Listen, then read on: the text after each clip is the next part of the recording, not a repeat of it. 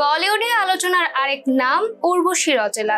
তিনি যা বলেন তাই যেন মুহূর্তেই ভাইরাল। এবার এক সাক্ষাৎকারে একসঙ্গে 3টি বড় ঘোষণা দিয়ে নতুন করে আলোচনায় এই অভিনেত্রী জানিয়েছেন খুব শিগগিরই রাজনীতিতে যোগ দিতে পারেন, নিজের প্রযোজনা সংস্থা এগিয়ে নিতে চান আর ভবিষ্যতে পরিচালকের চেয়ারেও বসার স্বপ্ন দেখছেন। প্রথম সিনেমা হিসেবে টাইটানিক ধাঁচের আবেগঘন প্রেমের গল্প নির্মাণ করতে চান তিনি।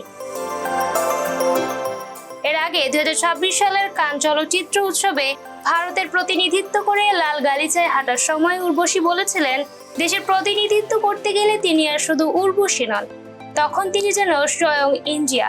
তবে নতুন সাক্ষাৎকার প্রকাশের পর হাতে কাছে জার নিয়ে সাক্ষাৎকার দেওয়ায় অনেকেই তাকে কটাক্ষ করেন এবং টাইটানিক বানানোর স্বপ্ন ঘিরে সামাজিক মাধ্যমে শুরু হয় তুমুল ট্রোল।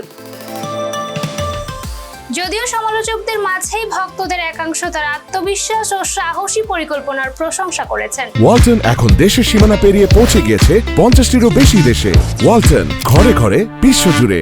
এদিকে ইন্সপেক্টর অবিনাশ সিজন 2 এর সাফল্য নিয়েও বেশ আশাবাদী এই অভিনেত্রী। Imo Mahira, face the people.